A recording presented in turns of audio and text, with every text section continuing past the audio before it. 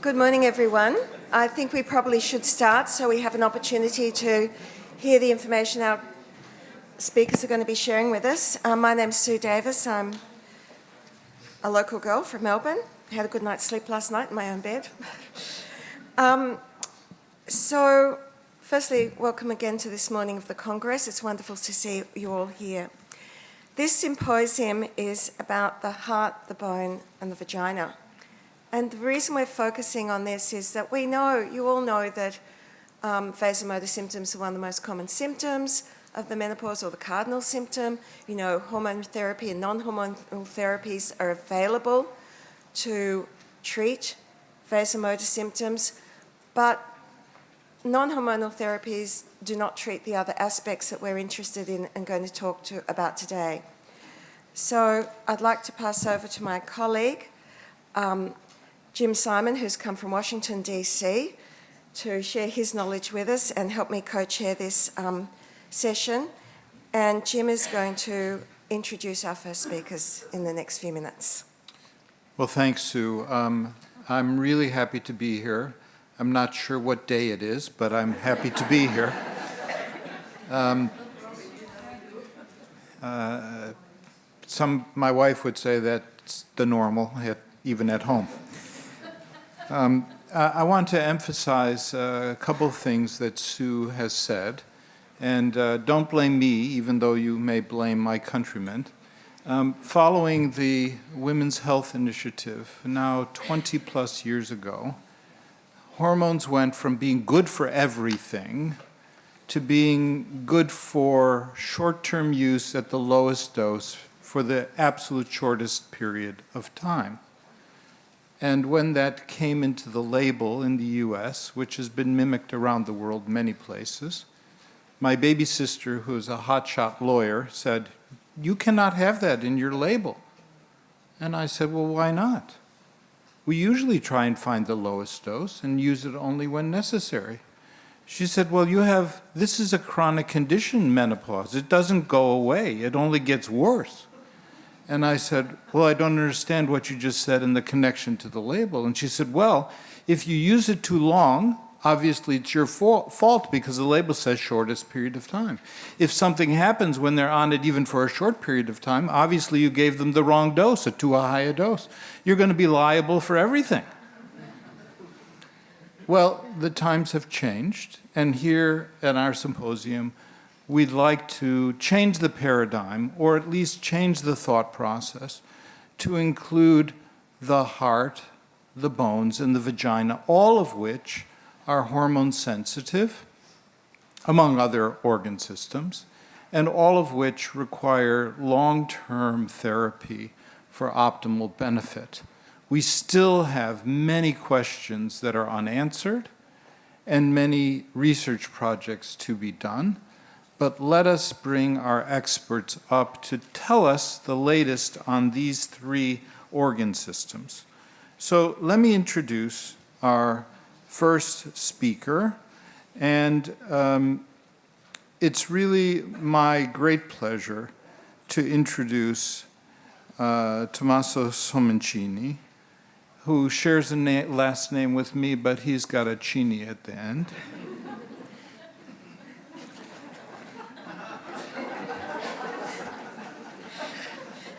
You guys didn't know I was a comedian. I think this is the best introduction I've ever had, Jim. Go ahead. I want to hear the following. He's head of the Division of Obstetrics and Gynecology at the University of Pisa, president of the International Society of Gynecological Endocrinology, Secretary General of the European Society of Gynecology, past president of the Council of IMS Affiliated Menopause Societies, or CAMS, and a past president of the European Menopause and Andropause Society, IMS. And it is really a great pleasure to introduce him to speak about the heart and the cardiovascular impact of menopausal hormone therapy. Tommaso. Thank you so much, Jim. Thank you, Sue, for introducing this section, and thank you for Besins for inviting me. It's really a pleasure to be here with you. So I think I need to skip the disclosures and the pictures of Sue and Jim because they've introduced themselves already. I don't know if you were supposed to have a small presentation, but I think I'll go to my presentation, which I'm more confident with. So these are my disclosures, and I'd like to restart with what has just been said. So menopause is not just hot flashes. Hot flashes is a big deal. So we're all very much interested in catching up all the symptoms that ruin the life of women at menopause. But this must be the hook to understand that these women, particularly those with hot flashes, will be more vulnerable for future diseases, as it has been very much well explained in the introduction. And of course, if you're here, I don't think I have to explain that menopause is not something, it's not a rare condition. It's a condition that every woman will experience. It is a change from a physiological standpoint, from an endocrine standpoint, that has certainly consequences. And a lot of conditions, including heart disease and bone disorders, they are accelerated by the transition to menopause and by the withdrawal of hormones that is associated with this condition. So it's very important to be aware of this, and I know that in this audience there's a lot of GPs, which is very important because we all need to get together in understanding that menopausal transition is a time where we can actually identify risk factors, women that are at additional risks for these conditions, and to start educating and intervening with whatever we have in our hands in order to decrease the risk for their future life. So we know that menopause is a journey, so it starts with some types of symptoms which very often issue during the transition, like hot flashes, mood swings, sleep disruption.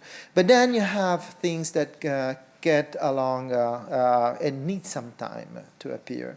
And I'm going to dwell on cardiovascular disease because this is very important.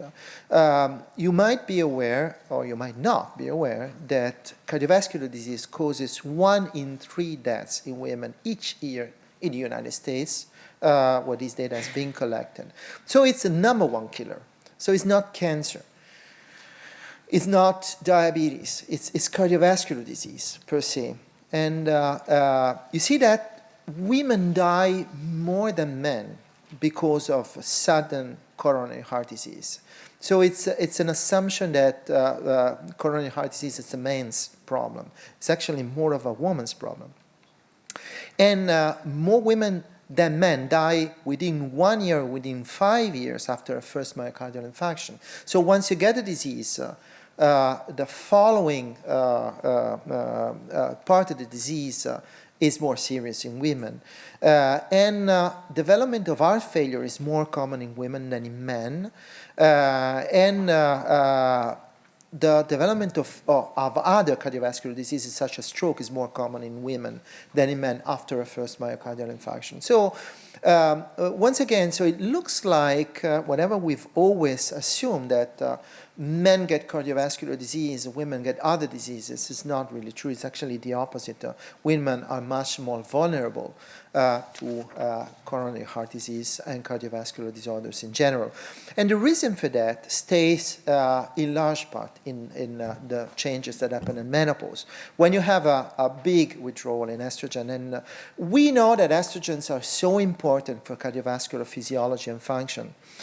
This is a Shattuck lecture, which is a special paper that is edited every once in a while by the New England Journal of Medicine. It was written, as you can see, in 1997 by a certain guy named Eugene Brownwell.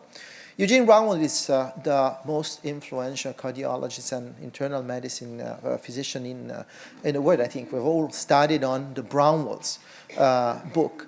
I remember passing over his office every day when I was working at Brigham and Women's Hospital. It was, astonishing. It was not an office; it was a building. So, and you can see that he was a visionary. So, several years ago, he acknowledged the fact that between the, at the time, emerging cardiovascular risk factor, the number one was estrogen deficiency, and that the administration of estrogen to women would have been helpful in reestablishing a good lipid profile. At that time, lipids were the most discussed aspect, but also cardiovascular function, including local effects.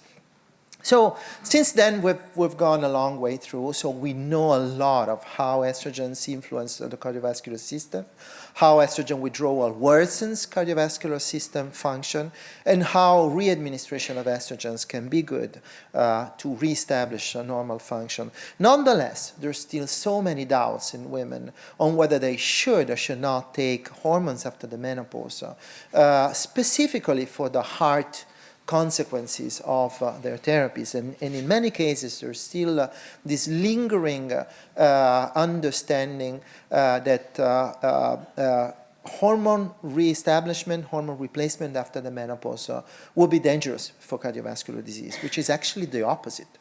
So in this paper that we have published a few years ago under the guidance of Sue, who's here, it was a very nice collaboration review article exploring the physiology of menopause. We were at the time identifying the main reasons why estrogens is actually quite functional for women's cardiovascular function.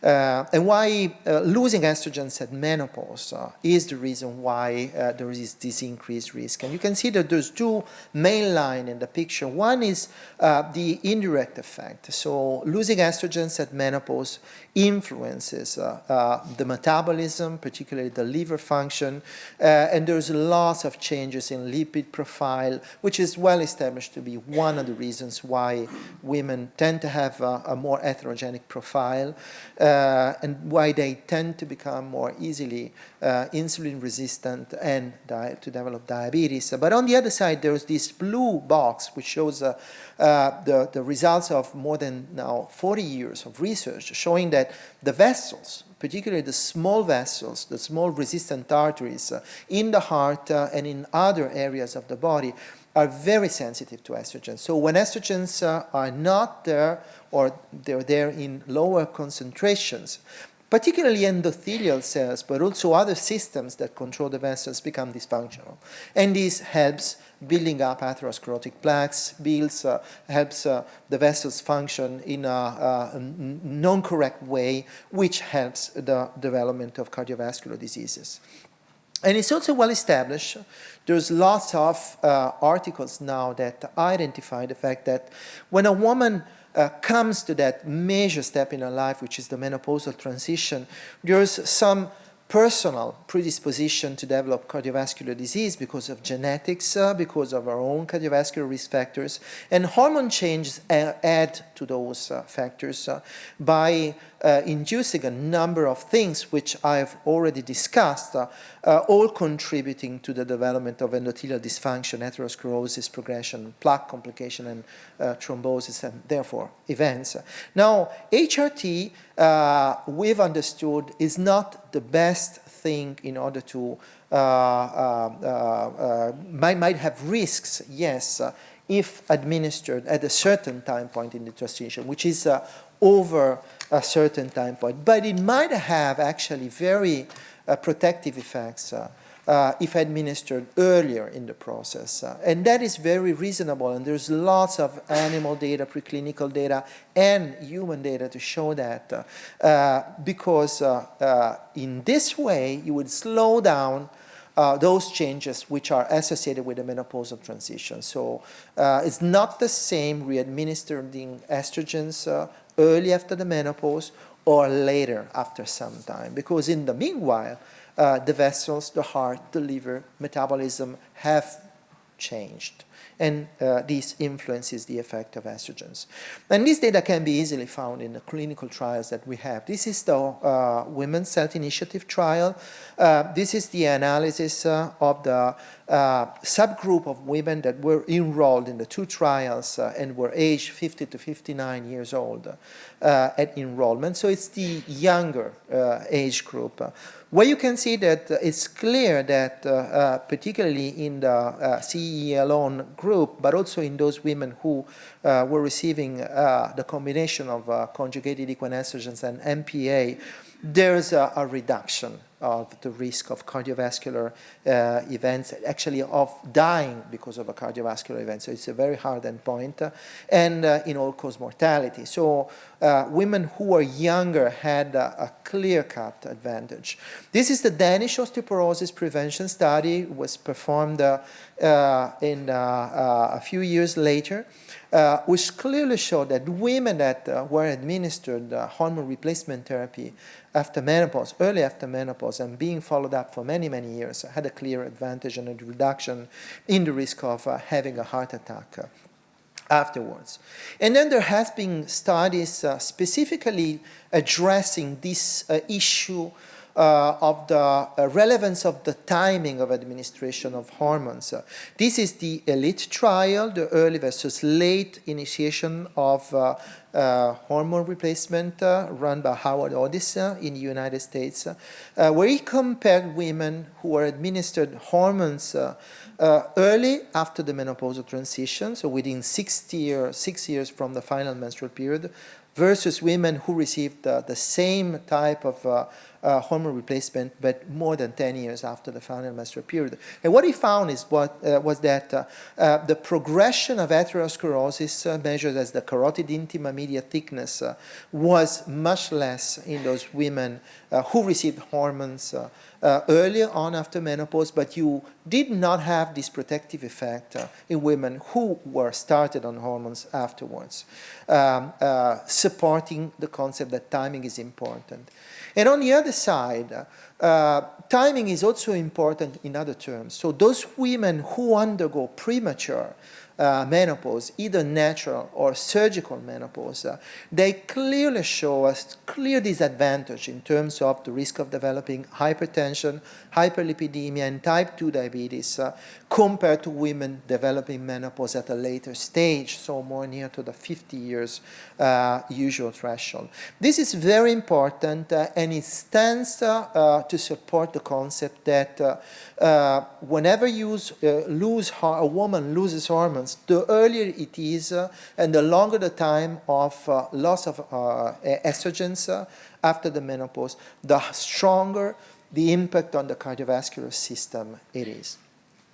So having said that, we need to also take into account that what changes after menopause is a number of things, including biochemicals, biochemical markers of cardiovascular risk, and that these biochemical changes in things that we can measure in the blood have not the same relevance in women or in men. For instance, one of the main things that happen at the time of menopause is a lowering of HDL cholesterol and an increase in triglycerides. And this is much more important in terms of identifying a higher risk for cardiovascular disease in women than in men, where it's mostly high levels of LDL cholesterol to be important. And on the other side, hypertension is very important in women. So high blood pressure becomes to be more common around the age of 50,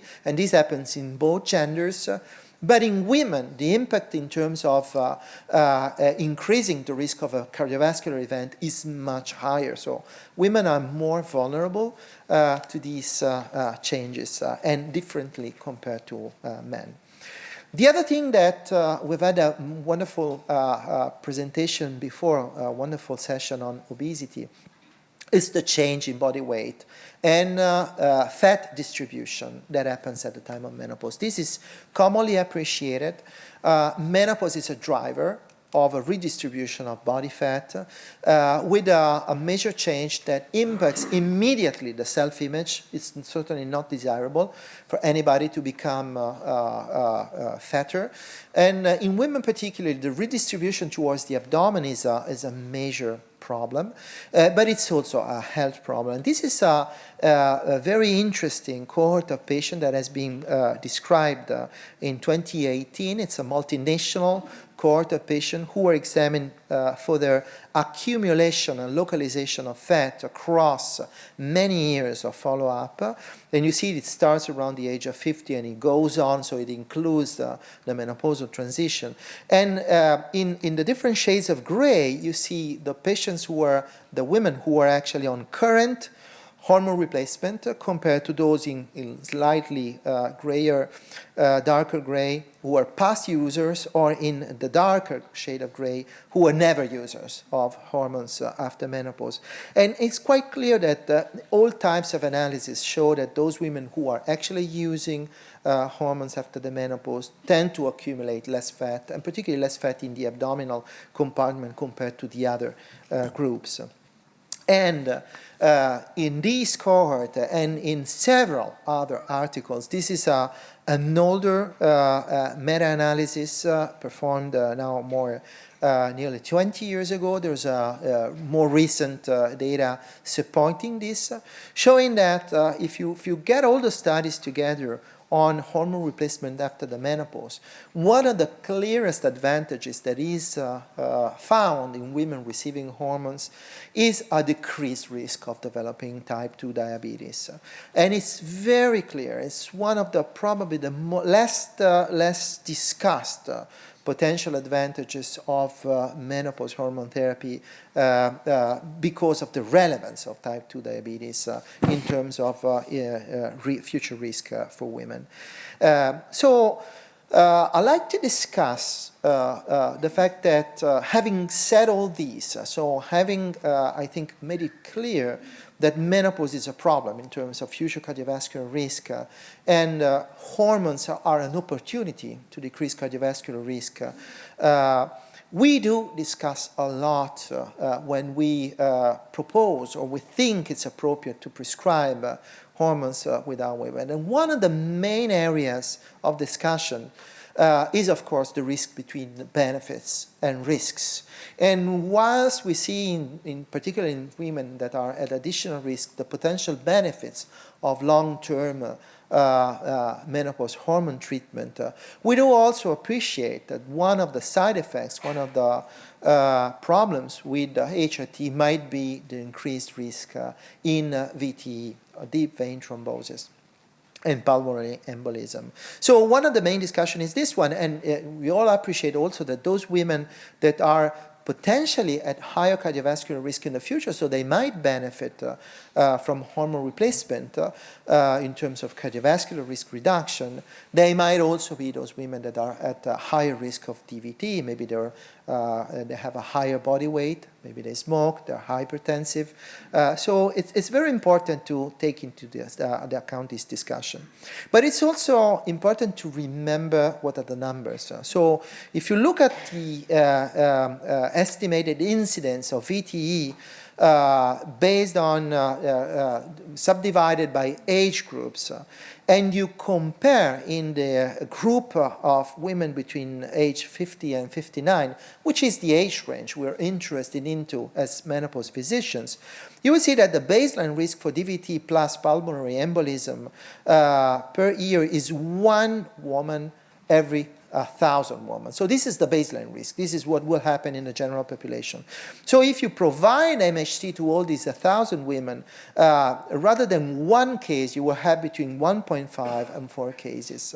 And you can see in the graph, which I tried to highlight in green, the age range we're talking about, the lines between the women who receive or who don't receive hormones, or actually the difference between the male and the female stays quite flat but it then tends to go up afterwards, which you also see in the table. So to remind us that the risk of VTE is also very much age dependent. So it's not the same treating or prescribing MHT to a younger or to an elder woman. But it's also very important to remind ourselves that DVT risk is profoundly impacted by the route of administration of estrogens.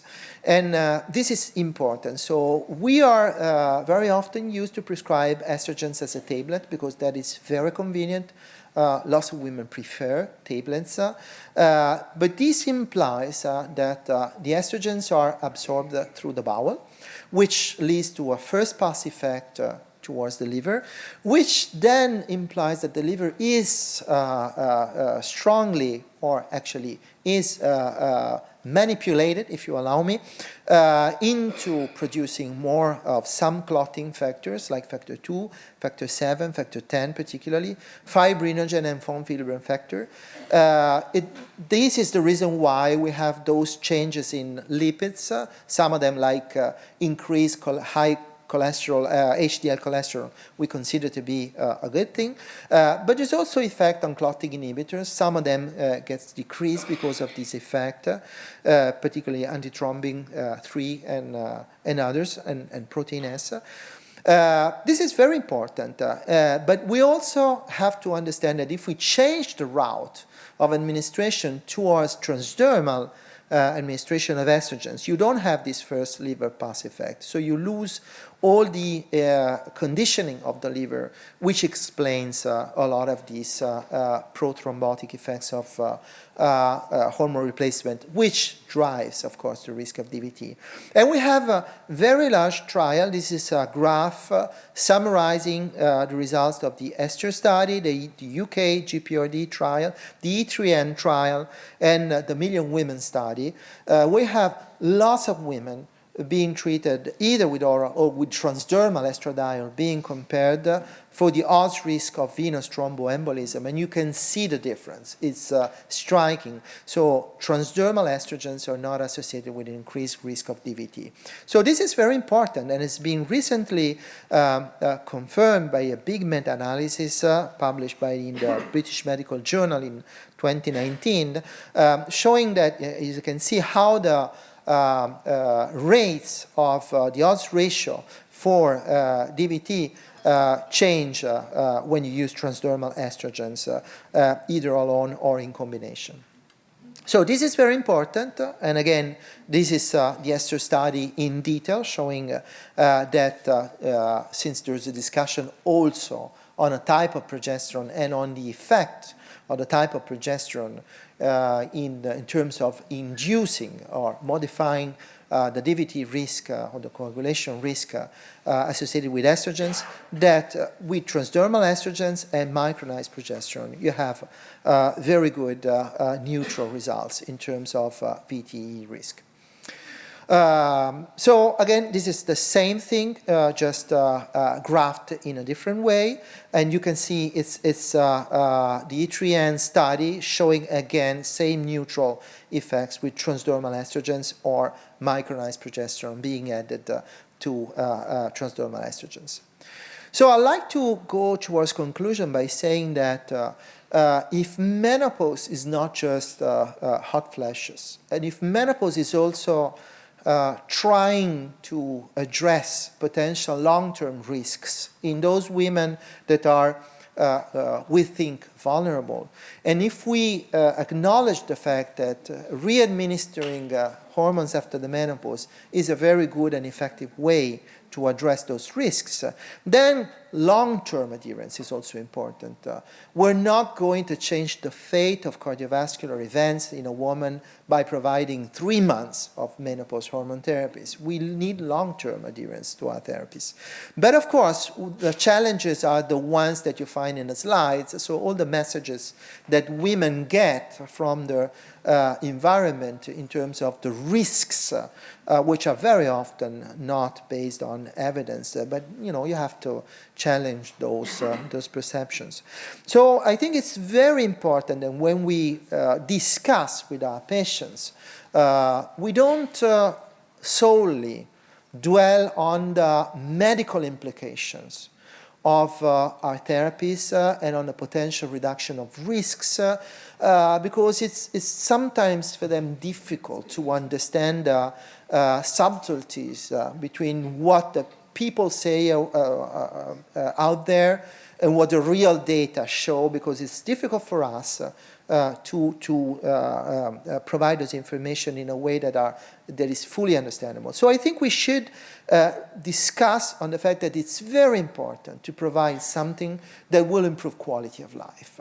So we need to address, first of all, problems that women care about. And we should stress how important it is that menopause should not be a moment in time when, because of the hormonal changes, the quality of life of that particular individual is disrupted or diminished forever.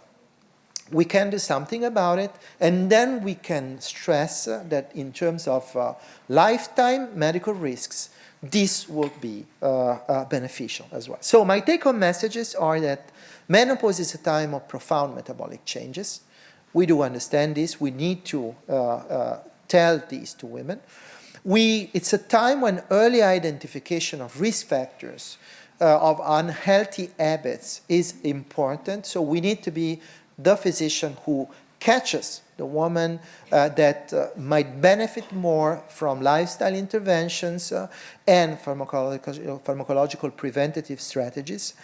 We need to be very strong into making women aware that if they stick to therapies, they have to stick to therapies for long times in order to have advantages and to prevent the disruption of their cardiovascular system, of their vagina, of their musculoskeletal system, as you will hear in the following presentation. And this is very important. And it's clear that HRT or MHT, as you prefer, has many protective actions, counteracting metabolic and cardiovascular modifications that happens at the time of menopause.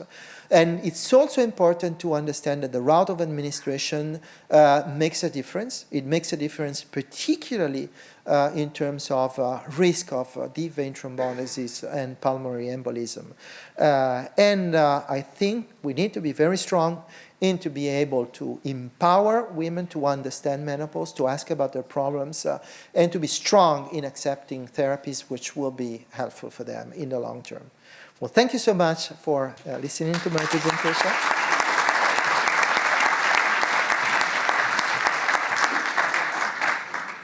Thank you, Tommaso.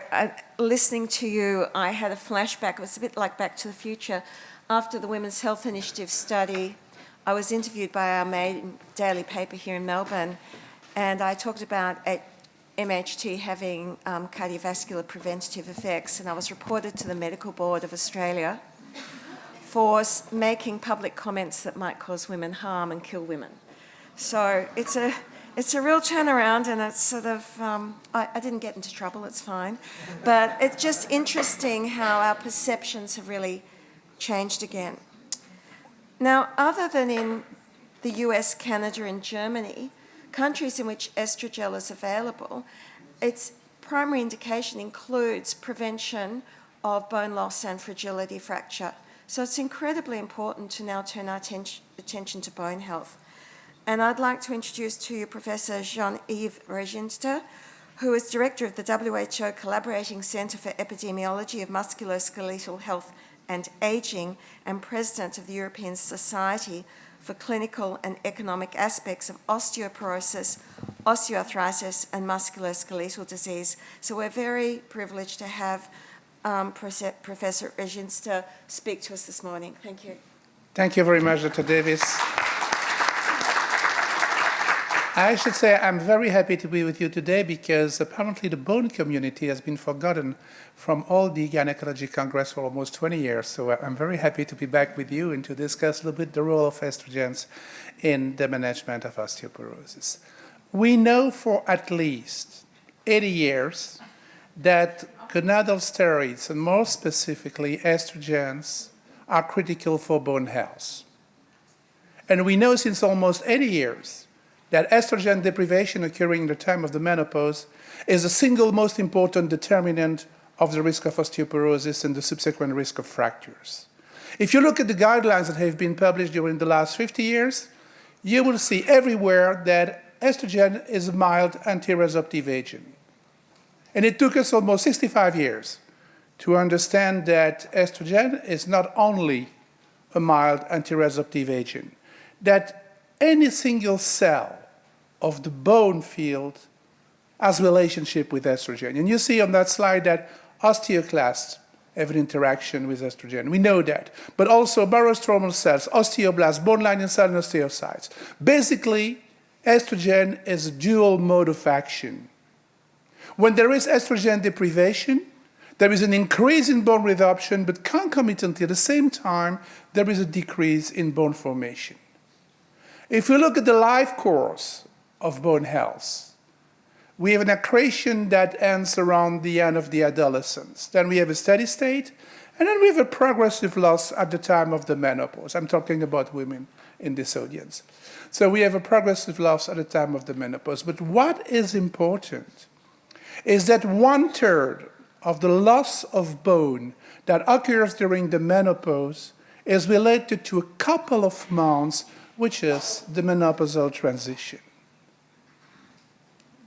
If you have a high bone turnover at the time of the menopause, you will lose more bone. You will lose more bone at the spine, you will lose more bone at the hip, and your risk of fracture will increase.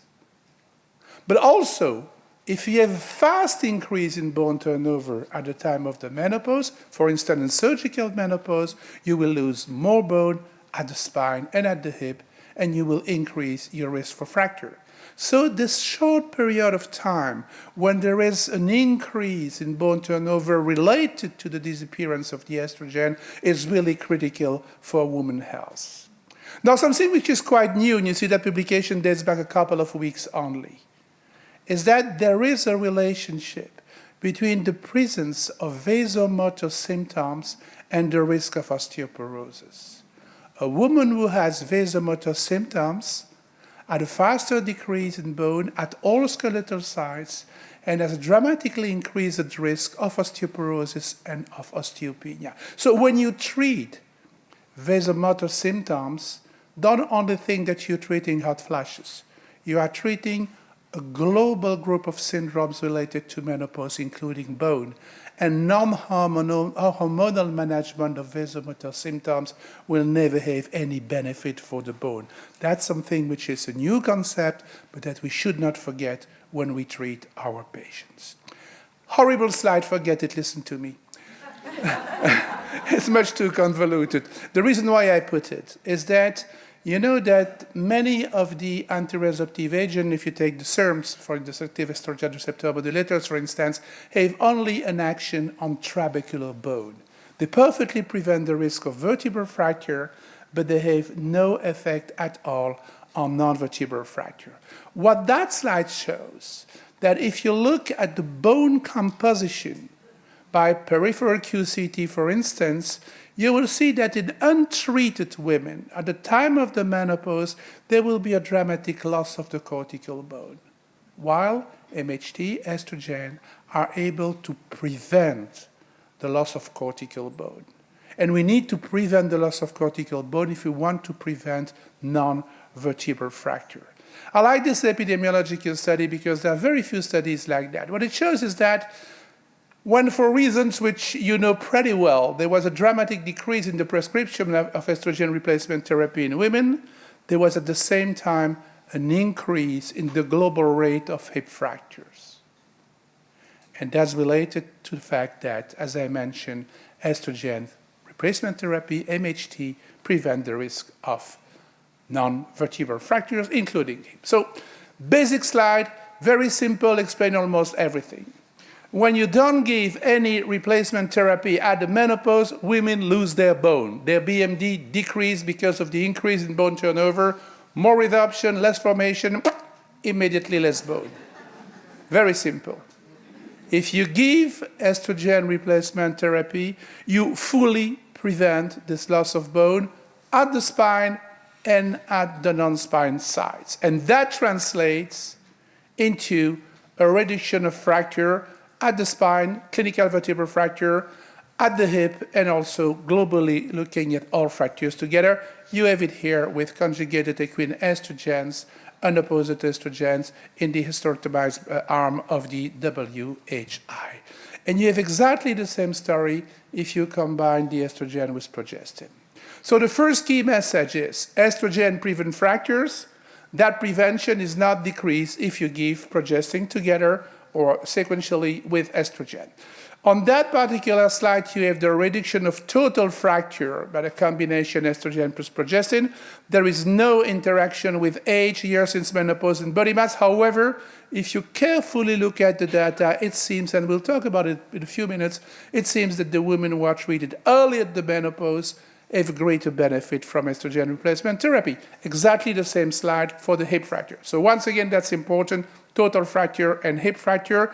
No global interaction with age, time since menopause. That means that you can treat at almost every age and every duration of menopause. However, trend toward a greater effect if you treat early in the first year of menopause. Next question, are all women getting benefit from estrogen replacement therapy independently of their risk for fracture? You know that we can stratify the patients based on their fracture risk? Yes, they do. And even here in that study, using an old way of assessing the fracture risk, we see that even those with the highest risk for fracture get a benefit from estrogen replacement therapy in terms of total or in terms of fracture prevention.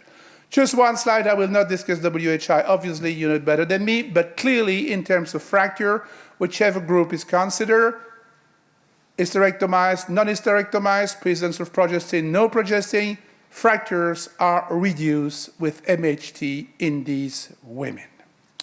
Now, there have been a lot of studies conducted which looked at the effect of estrogen replacement therapy, MHT, on fracture rates.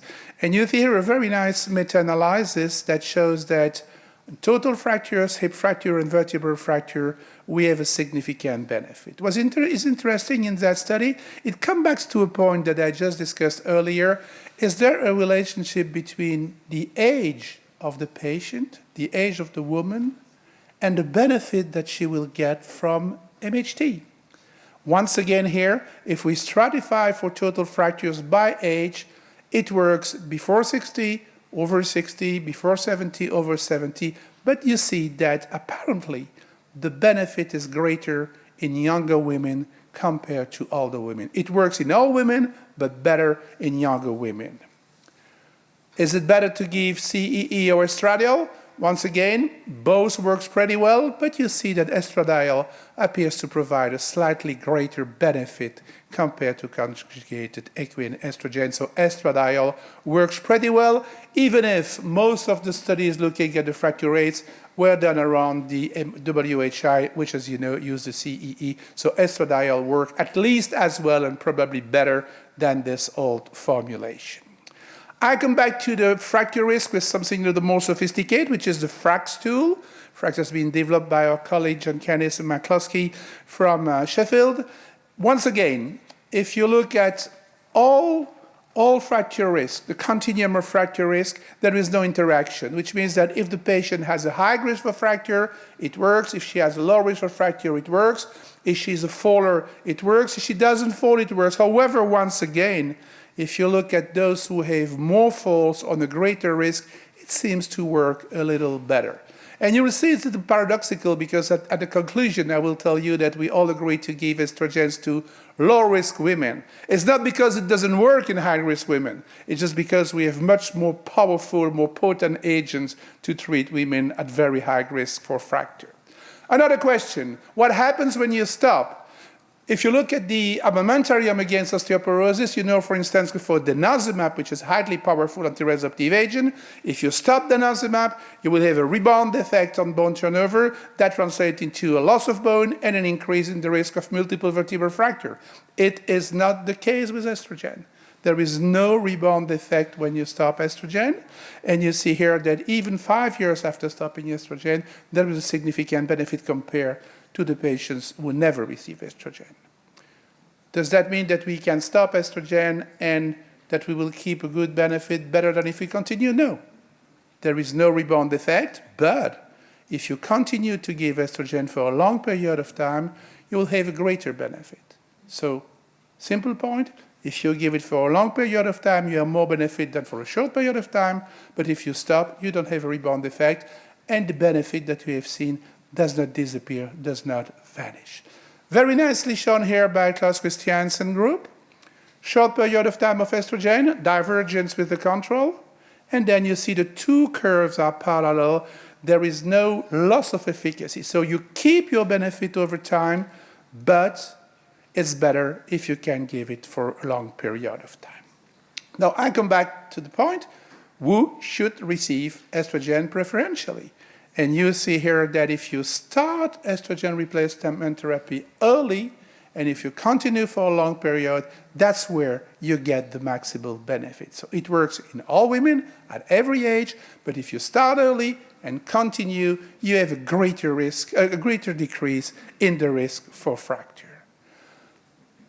Is the route of administration important? As I mentioned, most of the vertebral fracture, hip fracture study were run at the time of WHI with oral CEE. You see here that transdermal estradiol works pretty well. There is prevention of bone loss at the spine, at the radius, at the femoral neck. And you see that in surgical menopause, in white, in natural menopause, in shaded gray, there is an absolute prevention of bone loss with 17-beta estradiol given transdermally. So there is no doubt that it works pretty well.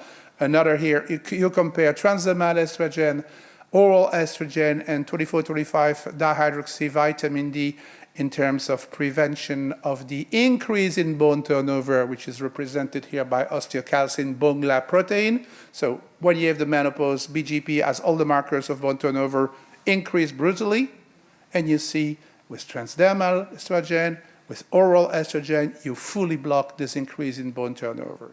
So you have the effect on bone turnover, it translates into an effect on bone mineral density. And you see here that the effect of percutaneous estradiol is maintained as long as you treat your patient. You have a total prevention of the bone loss that occurs at the time of the menopause, at the spine and at the hip, and this is maintained with transdermal, with percutaneous estradiol, as long as you treat your patient. Another slide showing exactly the same story here. If you give up to 2 years, you have no disappearance of the effect, so you're comfortable that the administration of percutaneous estradiol is at least as effective as oral estrogens. And here you have a direct comparison of percutaneous and oral estrogen compared to untreated women. And you see this lumbar spine here, but same effect has been shown on the hip. You have an effect, whichever the route of administration that you choose. And the conclusion here is absolutely clear. The benefits of estrogen therapy are unequivocal, and it's clear that both transdermal, percutaneous, and oral formulations work to the same extent. So we conveyed a group of experts, some are in the room like Florence Tremolière, 3 years ago now to discuss in the bone community whether there was still a role for MHT as a treatment of osteoporotic patients in prevention or in treatment. And the conclusion was unequivocal. As you can see here, MHT may be considered as an option for the maintenance and bone health in postmenopausal women. We introduced at that time the concept, the paradigm of one size fits all is over. All the patients should not receive the same treatment. The treatment should be based on the stratification of fracture risk. And we conclude here that in patients at relatively low risk, clearly MHT should be considered as a background first-line treatment. As I mentioned, we did not include MHT as a first-line background treatment for women at very high risk, imminent risk of fracture, not because it doesn't work, but because we have today much more powerful agents like the bone-forming agents, for instance, which are more active there. So it's not that we don't believe in the effect of MHT in this population, but we felt that in women at the time of the menopause, with relatively low risk, this is the first treatment to be considered. And I think that our co-chair shares our view from this paper that you recently published, where you mentioned that MHT should be considered in all patients with osteopenia before the age of 65, and also that a peripheral femoral neck T-score in the range of osteopenia was a good opportunity to treat these patients. So take-home messages. Estrogens are a key player in bone health. Deprivation of estrogen automatically translate into loss of bone, increased risk of osteoporosis, increased risk of fracture. The menopausal transition period is critical because 1/3 of the bone loss will occur at that time. Estrogen replacement therapy, MHT, will fully prevent the increase in bone turnover that you see during menopausal transition. At the same time, it will increase BMD and reduce fracture at all skeletal sites. All women respond to estrogen, but those relatively young at the beginning of the menopause have a greater benefit compared to the other women.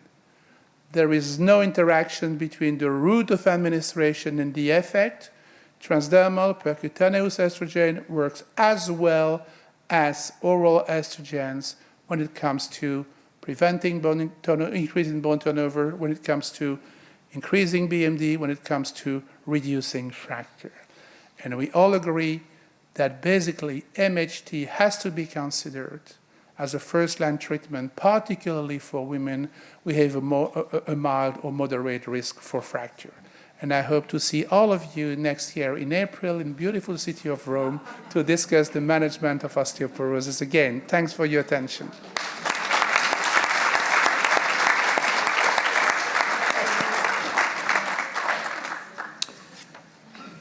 So it's my pleasure to introduce our next speaker, Professor Angelika Linden Hirschberg. Dr. Hirschberg is from the Department of Women's and Children's Health at the Karolinska Institute, Department of Obstetrics and Gynecology, Reproductive Medicine in Stockholm, Sweden. She's professor there and a consultant gynecologist in charge of gynecological endocrinology at that institution. She is president of the European Menopause and Andropause Society and an editor of Maturitas. Just before Professor Hirschberg starts, just to say, and we should have said earlier, we are going to have time for questions at the end of this presentation. So if you've got questions, get ready for them. You have the opportunity to ask them. Angelika, thank you very much. Thank you very much, and thank you for inviting me to this symposium.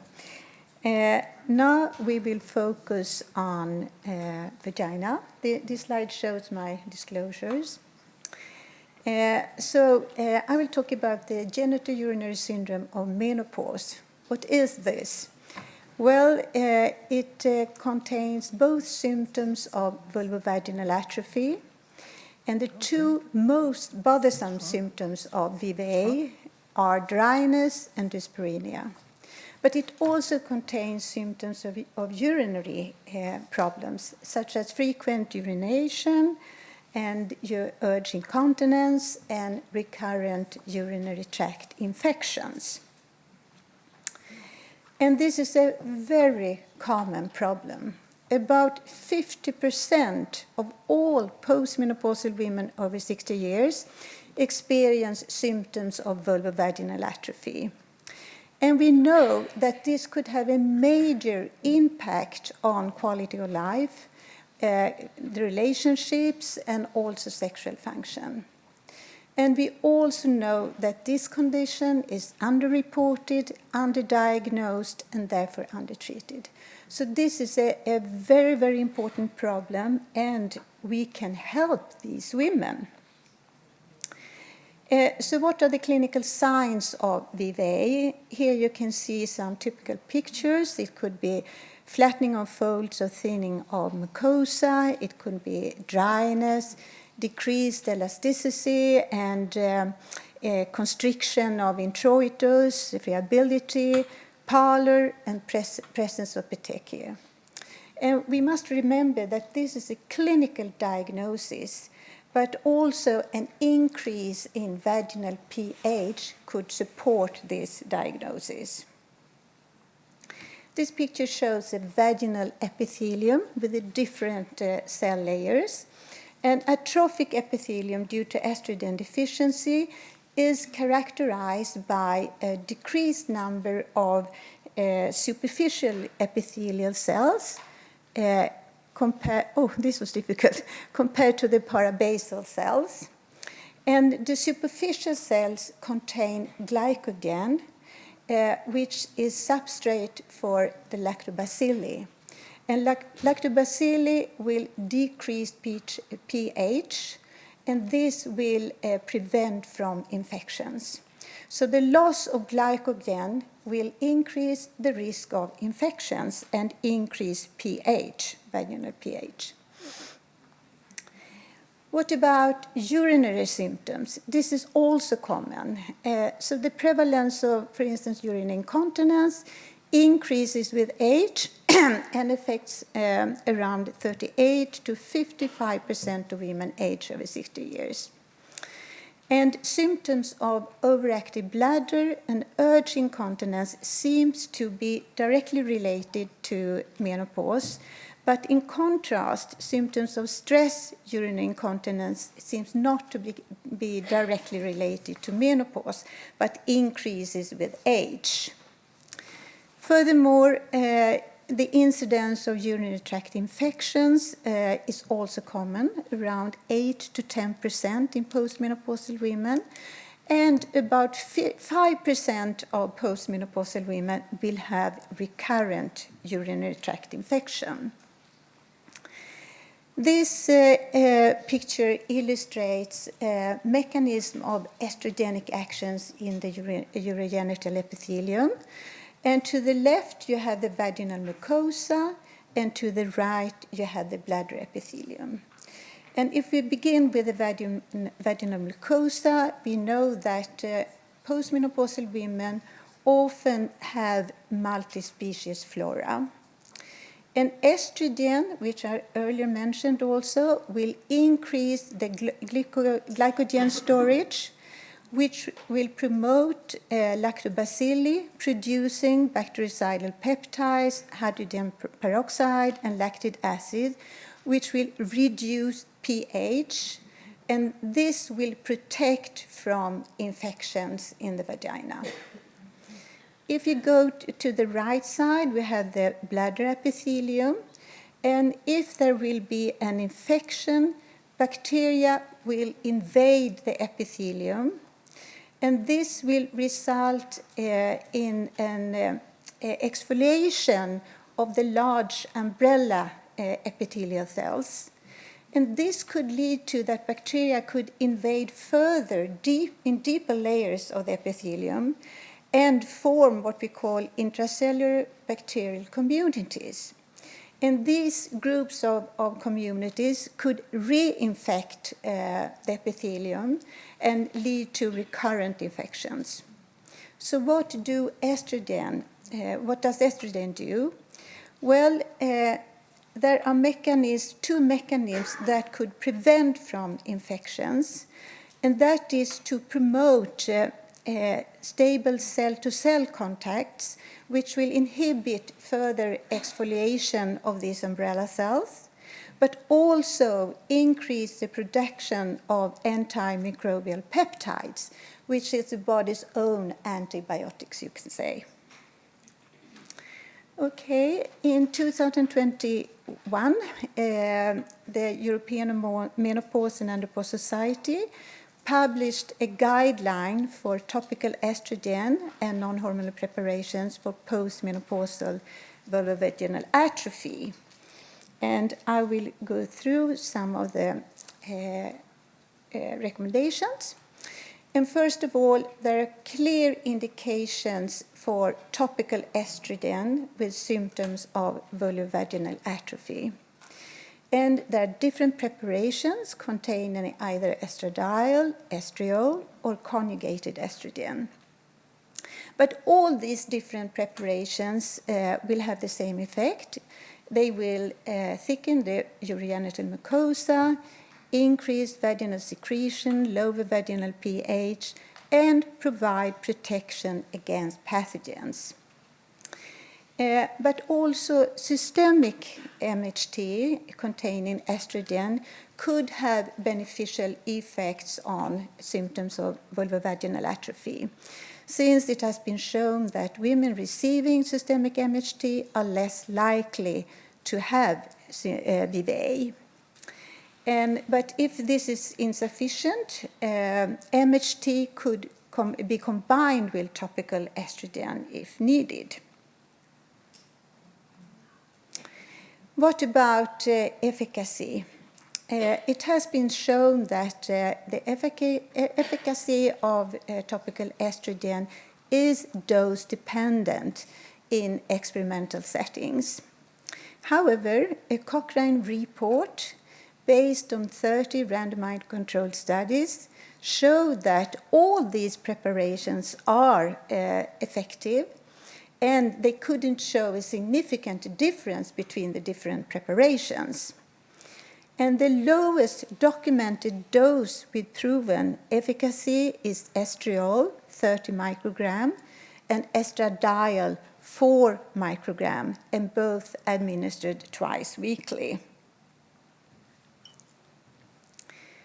So this was about symptoms of vulvovaginal atrophy. What about efficacy when it comes to urinary tract symptoms? And here we have a very important difference between topical estrogen and systemic estrogen, because we have evidence that topical estrogen improves symptoms of overactive bladder. But systemic estrogen, in contrast, will worsen these symptoms, and also combined MHT have no effect on urge urinary incontinence. And this is a very important difference, but still we do not know the mechanism. We do not have a clear explanation for this difference between topical and systemic estrogen. And actually, the same goes for recurrent urinary tract infection. We have evidence that topical estrogen reduces symptoms of recurrent urinary tract infection, whereas systemic estrogen and combined MHT has no effect on these symptoms. But what could the mechanism be for topical estrogen to prevent from urinary tract infection? Well, we believe that there could be a dual effect, both that topical estrogen could promote the expression of antimicrobial peptides and thereby enhance the antimicrobial capacity, but also inhibit excessive exfoliation by increasing the expression of tight junction proteins, and thereby inhibit further and deeper exposure of the underlying epithelium to infection.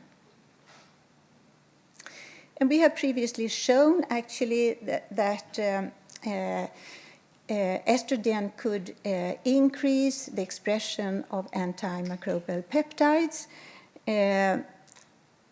There was a tendency that postmenopausal women have lower levels of the expression of these peptides in the bladder epithelial cells compared to premenopausal women, and topical estrogen will increase this expression.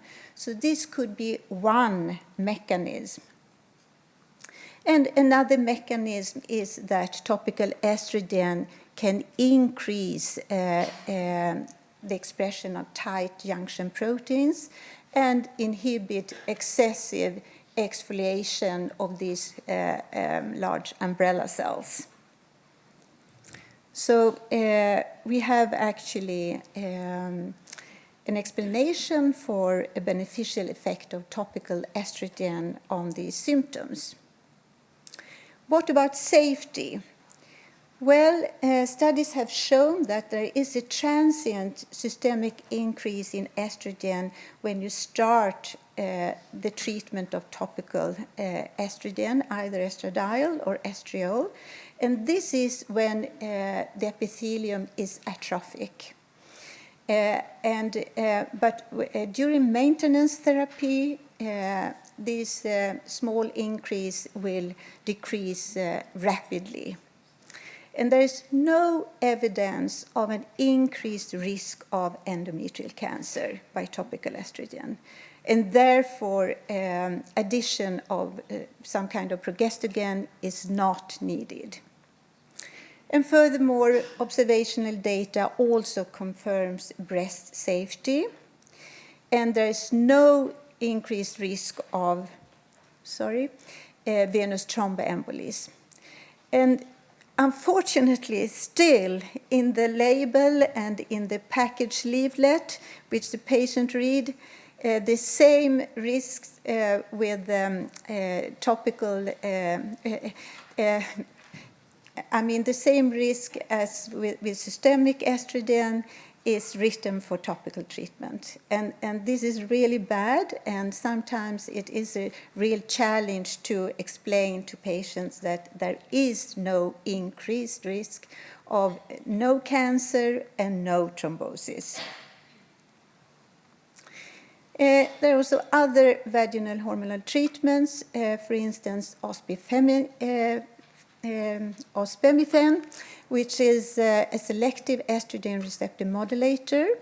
This is an oral preparation which should be taken daily and has been shown efficacy and safety for treatment of VVA and may also decrease symptoms of overactive bladder. Unfortunately, this is not available in all countries, not at least in Europe. And then we have dehydroepiandrosterone, DHEA, which is an inactive adrenal pre-hormone, you can say, which can be converted to both estrogen and testosterone. There is an intravaginal preparation of DHEA, which has shown efficacy and safety for treatment of VVA and dyspareunia. We also have laser treatment. Is time out? No, you've got a couple minutes. Okay, I will go quickly. When it comes to laser treatment, there is a recent meta-analysis showing, based on high-quality sham-controlled randomized controlled trials, which showed no clear improvement of symptoms of genitourinary syndrome by this treatment. This changes automatically. I don't know who is changing my slide, but probably I should go on a little bit faster. Okay, but we have also non-hormonal lubricants and moisturizers, and lubricants are typically used episodically in connection with sexual activity, and they could contain water, oil, silicone, hyaluronic acid. And then we have moisturizers, which are usually used on a regular basis and could contain a polymer which attaches to the vaginal wall and retains water. And actually, there are studies showing that these non-hormonal products improve mild to moderate symptoms of VVA, but not severe symptoms. And they have no effect on urinary tract symptoms. And we also know that topical estrogen is superior when it comes to efficacy compared to non-hormonal treatments. A special patient groups of great concern is women with breast cancer, and especially those having adjuvant therapy with aromatase inhibitors and tamoxifen. They could have really severe symptoms of VVA. And I will come to that. The non-hormonal products are the first line of treatment. but to be honest, they are seldom enough efficient. So it's important to study the safety of topical estrogen for this group of patients. And there is an ultra-low dose estriol vaginal gel. I know it's not available in all countries, but this is really a low potent compared to estradiol, but it has still shown efficacy for symptoms of VVA. And we participated in a small randomized placebo-controlled study to study the safety and efficacy of this ultra-low dose of estriol in patients with breast cancer and treated with aromatase inhibitors. And the primary objective was to evaluate the variation in serum levels of FSH from baseline to 12 weeks of treatment as indication of systemic absorption of estriol. If there would be a systemic absorption, then FSH would decrease. And then we had several secondary objectives in this study. In here you can see the study design. It was 12 weeks and it was placebo-controlled, and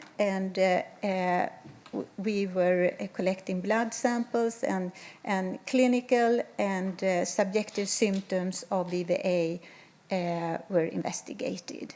And this is the primary outcome, and well, you can see that the mean age of these patients were 59.2 years.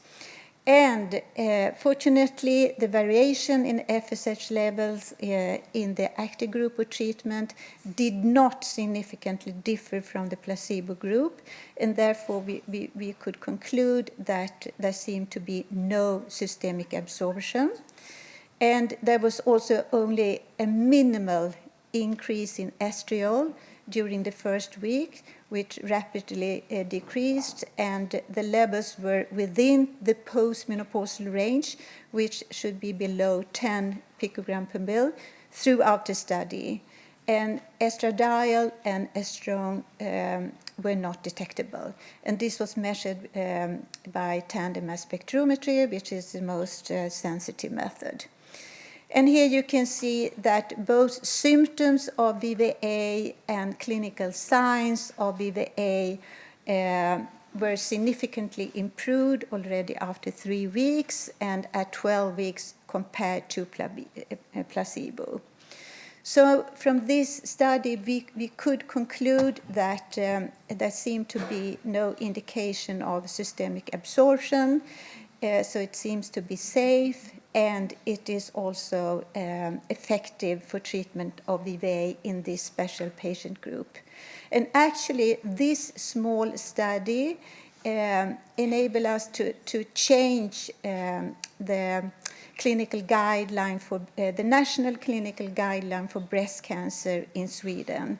And I was very, very happy about this, because the patients were extremely grateful when they participated in this study. But to summarize, non-hormonal products should be the first-line treatment for women with VVA. But if it doesn't work, which it seldom does, then topical estrogen could be considered. But of course, this should be offered in line with the patient's oncologist. So my last slide. To conclude, an individualized approach is recommended. And in contrast to vasomotor symptoms, these symptoms of VVA will seldom disappear. It's the opposite. It could be more severe during time. MHT and systemic estrogen could have a beneficial effect on symptoms of VVA, but not on urinary tract symptoms, then topical estrogen is the choice. And actually, topical low-dose estrogen is the only treatment so far which has proven efficacy for both VVA, overactive bladder symptoms, and recurrent urinary tract infections. And safety data are reassuring. But non-hormonal preparation should be the first line for breast cancer patients, as I said. And I think this is my last slide.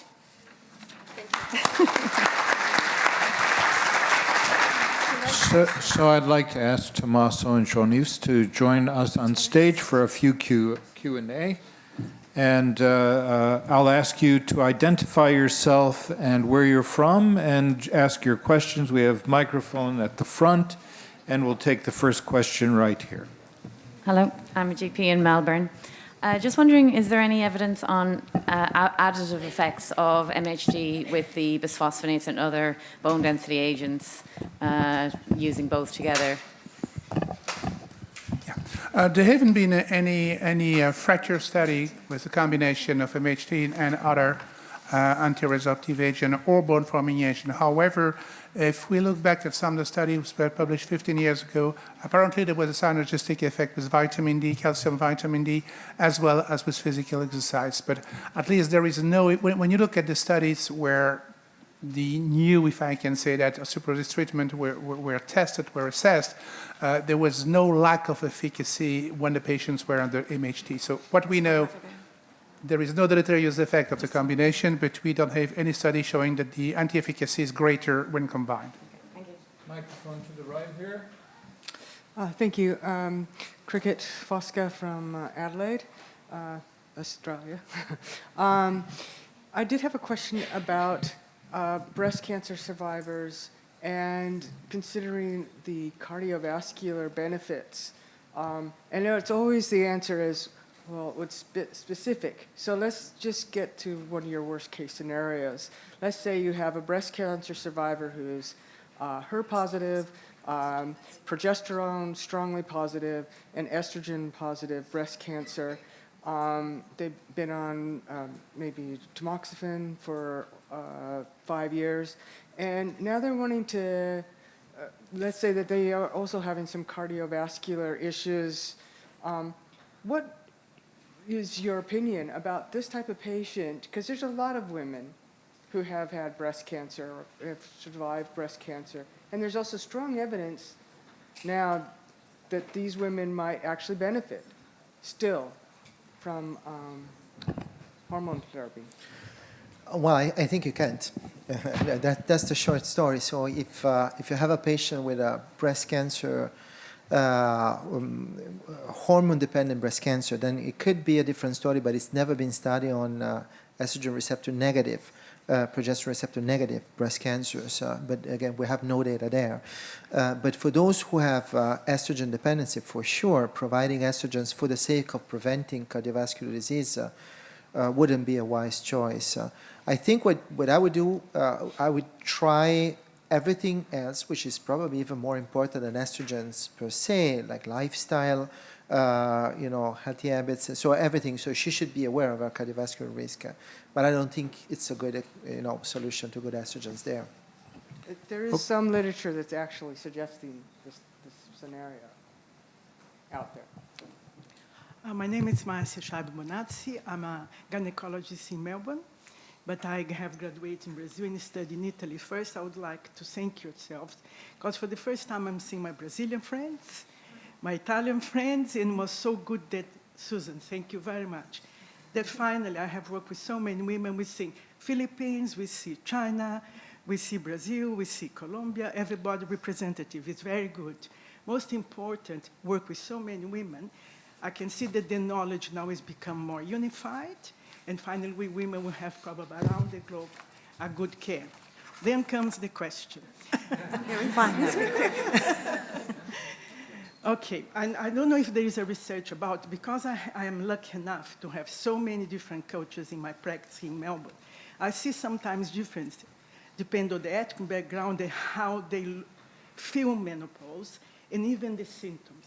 Is any research I have asked the people from Besins around different ethnic backgrounds and severity of symptoms? Because I know we have a big Japanese colony in Brazil. The Japanese usually don't complain so much. I don't know if it's a culture. Is there any study or any evidence on that? Let me answer that question. A lot of, firstly, I speak a bit of Japanese. Japanese women don't complain if you don't ask them the question. The more recent Correct. studies show a very high prevalence of symptoms, but we've just collected 8,000 women in Australia, nationally representative, ethnically representative. Beautiful. Give us 6 months and we'll give you the answer. Fantastic. I'm so happy because I have been taking notes in my rooms. Second question. I think we might just have to pass on to another Sorry. person. Thank you for your interest right here. Oh, thank you very much. I am Imelda Hernandez from Mexico City, and thank you very much for great lectures. I have a question insisting in one, Dr. Rinster, because it's very frequently that we have to make the decision between give patients hormone replacement therapy for vasomotor syndrome or genitourinary syndrome. But what happens when I have a patient with osteoporosis and I do really have to make a prescription of another antiresorptive medication, not just hormones? What is the difficult or what is the contraindication to combine these two pharmacies? Because two of them are participating with an antiresorptive function. So do I have to prescribe the same doses if I just do for menopause hormone therapy or maybe a biphosphonate or whatever biphosphonate or denosumab? I don't know what to do in those cases. Thank you very much. Okay, it's slightly similar to the question I answered before. Yes, of the first. And I would say that basically there is no evidence today that you should reduce your dose of MHT if you're starting another treatment for osteoporosis, and I would strongly advise not to do it. I have to use the same doses. Yes, ma'am. Thank you very much. Don't forget to give calcium and vitamin D. I've got a quick question. No, but for you all Tomas. smile, but I'm sure many of us forget. I have a very quick question for Tommaso. Tommaso, there seems to be, as I said, there's this turnaround that everybody's saying, and we all know the effects, the cardioprotective effects of estrogen, but I think we have to have some clarity.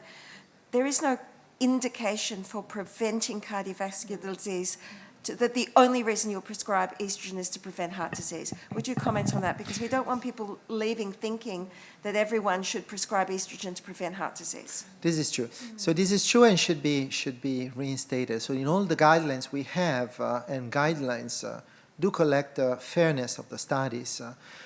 We have the clear information that if you will treat for a long time a woman because of a menopausal indication, either vasomotor symptoms or prevention of osteoporosis and fractures, you will get the side effect, the positive side effect of cardiovascular protection. That's for sure. But in no guidelines there is so far an indication to use MHT to prevent primarily hormone cardiovascular disease. There's a conversation about it. So I know that there are several experts who would argue that the data we have should support this type of approach, but guidelines do not support that. I think it's important that we don't go back to the 90s. Yes. Hi, I'm Lucy. I'm a GP in Melbourne. It's also about the cardiovascular protective benefits of estrogen, transdermal versus oral. I think you quoted data that was on oral, and can you comment on, is there any known benefit with transdermal? No. There's actually been many. So the main studies that we have available on cardiovascular protection are with oral. So the Women's Health Initiative study, the Danish osteoporosis trial, are oral treatments.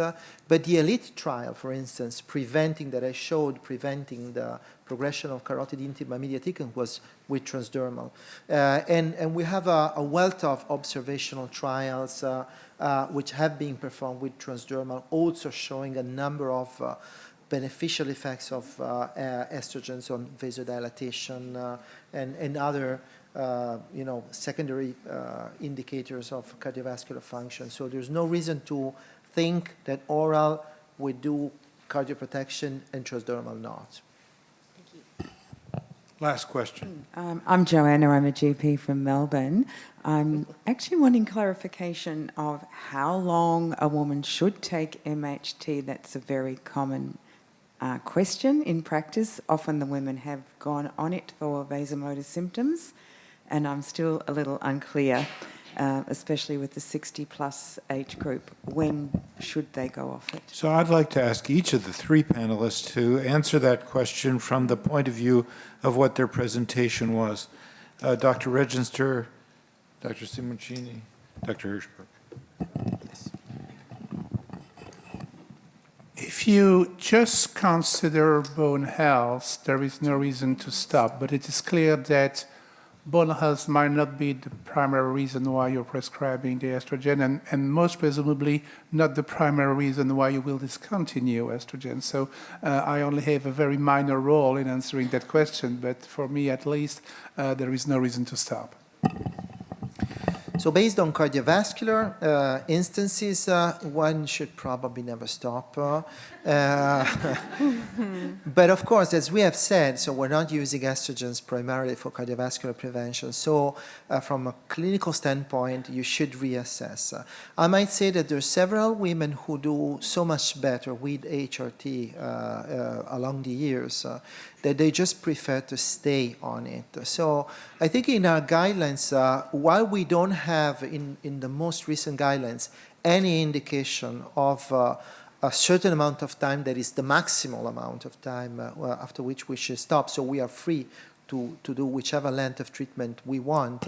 But there's no discussion on what is the role of the request of the woman to stay on menopause hormone therapy after a while, because in my personal experience, the longest users are those women who really feel better, and this is not a clear medical indication to me, but it's more of a personal experience. Yes. Yeah, I think it's important to realize that the indication for systemic MHT is vasomotor symptoms and other related climacteric symptoms, and this will not be forever. We should not go back to the 90s, but it should be individually decided in consultation with the patient.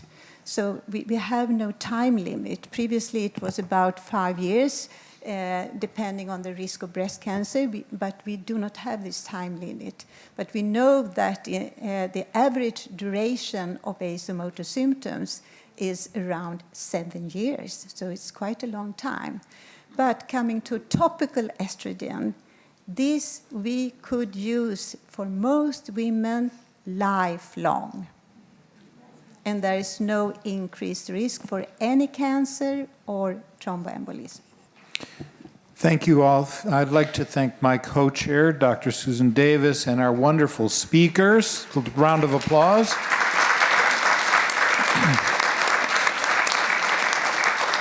I'd like to take 1 minute and try and summarize. What we started with was the lowest dose for the shortest period of time. That's clearly wrong.